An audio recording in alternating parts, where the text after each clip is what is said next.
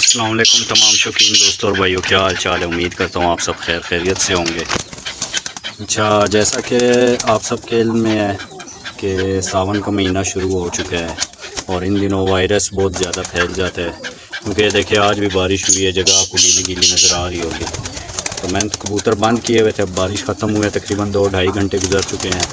तो अभी मैंने कबूतर खोले, दाना डाला, तो फिर मुझे दाना डालने के बाद जहन में आया कि क्यों ना एक नए शौकीन या जिनको इस बारे में इल्म नहीं है उनके लिए एक वीडियो बनाई जाए। और उस वीडियो में आज कल जो मौसम चल रहा है सावन का, मानसून की बारिशें, इसके मुतालिक भी कोई आगाही दी जाए।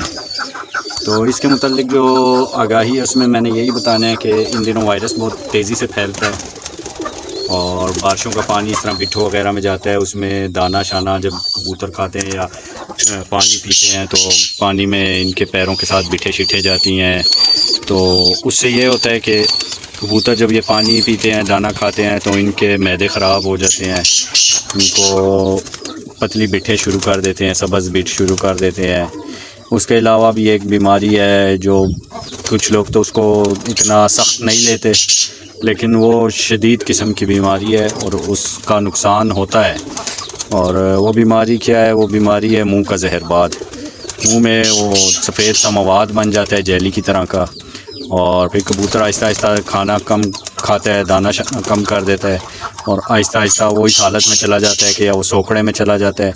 और अगर सोकड़े में ना भी जाए तो वो इस तरह की उसकी हालत बन जाती है कि वो बिल्कुल खाना पीना छोड़ देता है और आखिरकार कमज़ोर होते होते मर जाता है बिल्कुल।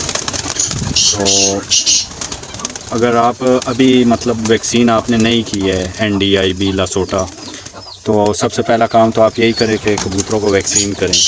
और ये सिर्फ कबूतरों के लिए नहीं है, ये सील मुर्गे हैं, वो सामने चकोर हैं, नीचे दखनी तितर है, वो काला तितर है। तो इन सब के लिए मैं ये कह रहा हूँ कि भाई वैक्सीन करनी है, सबको करनी है। और इसके अलावा जो दवाइयाँ मैं आपको भी दिखाऊँगा जो इन 2 महीनों में, यानी कि एक तो यही सावन का महीना हो गया, एक इसके बाद जो भादू का महीना आता है, इन 2 महीनों में आपने ये दवाइयाँ ज़्यादा से ज़्यादा इस्तेमाल करनी है। तो इंशाल्लाह आपके कबूतर वायरस से बचे रहेंगे। और इसके अलावा जो एहतियात करनी है वो सबसे बड़ी और सबसे अहम एहतियात यही है कि आपने नए कबूतर नहीं अपने कबूतरों में इन दिनों में डालने। अगर नए लाते भी हैं उनको अलहदा रखें, अपने कबूतरों में ना घुसाएं। क्योंकि मेरे अपने कज़न का इस वजह से ना इन्हीं दिनों में, कुछ तकरीबन 15-20 दिन पहले की बात है, बहुत नुकसान हो गया है। 2018-17 से उसके पास कबूतर थे जो मैंने उसको दिलवाए थे और उनमें कोई यानी कि बीमारी नहीं थी। 2017-18 का मतलब ये हो गया कि तकरीबन 6 साल, कम अज़ कम 6 साल से उनके पास वो कबूतर थे और कबूतरों में कोई बीमारी नहीं थी, सही चल रहे थे।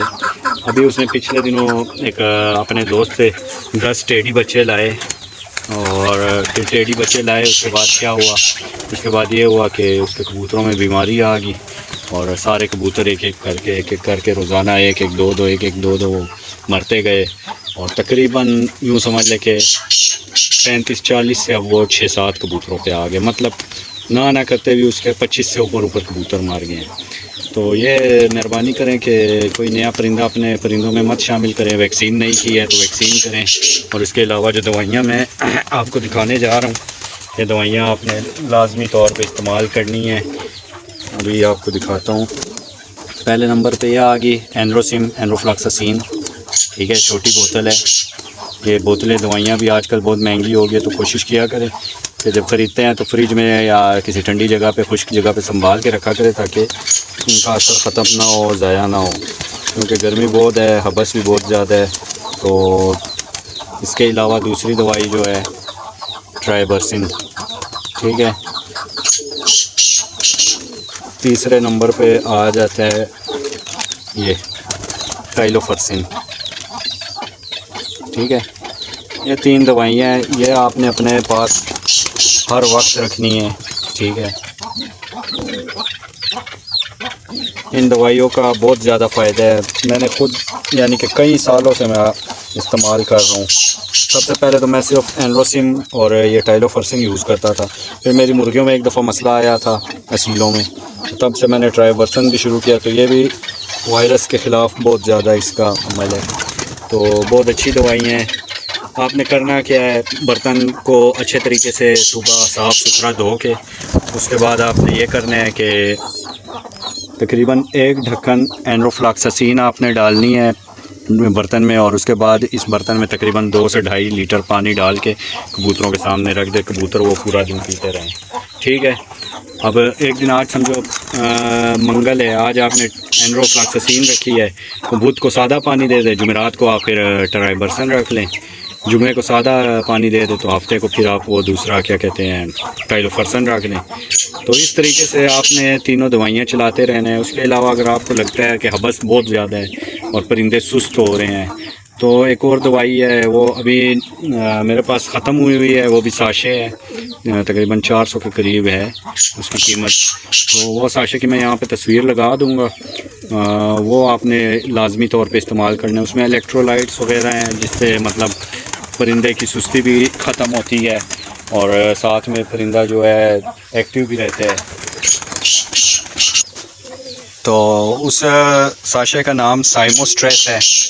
ये जो मैंने आपको अभी एनरोफ्लॉक्सासिन दिखाई है ये भी उसी कंपनी की है, साइमंस कंपनी की, और साइमोस्ट्रेस जो साशे है वो भी उसी कंपनी का है। तो उसमें विटामिन्स भी बहुत ज़्यादा हैं और मिनरल्स, विटामिन्स, ये चीज़ें, इलेक्ट्रोलाइट्स, और काफ़ी मतलब बहुत अच्छा रिज़ल्ट है। मेरे पास चकोर हैं, पिछले दिनों गर्मी कितनी रही है आपके सामने की बात है।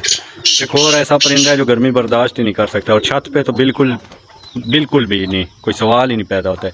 पर मेरे चकोर अगर छत पे सर्वाइव कर रहे हैं, ज़िंदा है, तो सिर्फ़ और सिर्फ वजह ये है कि मैं साइमोस्ट्रेस इनको पानी में इस्तेमाल करवाता हूँ हर दूसरे तीसरे दिन, जिसकी वजह से ज़िंदा भी हैं और एक्टिव भी हैं और अंडे शंडे भी दे रहे हैं। तो मैं आपको इनके बच्चे तो नहीं, अंडे दिखाता हूँ, जिसमें मैंने अभी पिछले दिनों मुर्गी भी बिठाई है।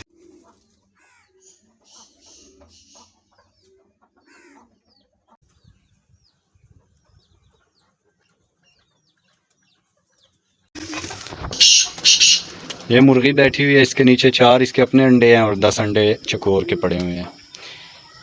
तो कबूतरों पे अगर मैंने मतलब शुरू से आखिर तक कबूतर दिखाए और कबूतरों के बारे में इसलिए ज़्यादा डिस्कशन की है क्योंकि ज़्यादातर जो मसला पैदा होता है ना ये होता ही कबूतरों में है, बाकी परिंदों में इतना नहीं होता है। अब काले तितर में नहीं पैदा होगा, क्योंकि उसको वो पिंजरे से निकालना तो है नहीं, दाना उसको साफ़ सुथरा मिलेगा, पानी साफ़ सुथरा मिलेगा, तो उसमें इन बीमारियों का इतना अमल दखल नहीं होगा।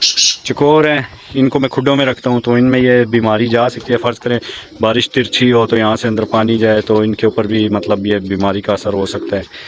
तो बाकी ये जो खुले फिरने वाले परिंदे हैं इन सब के लिए ये जो है ना दवाइयाँ जो मैंने दिखाई हैं ये बहुत कारआमद है। तो ये दवाइयाँ आपने लाजमी सावन के और भादों के महीने में इस्तेमाल करवानी है। बाकी इंशाअल्लाह उम्मीद है आपको समझ आ गई होगी सारी बात की। तो नेक्स्ट वीडियो में आपसे मुलाकात होगी और तब तक के लिए मुझे इजाज़त दीजिए। अल्लाह हाफ़िज़।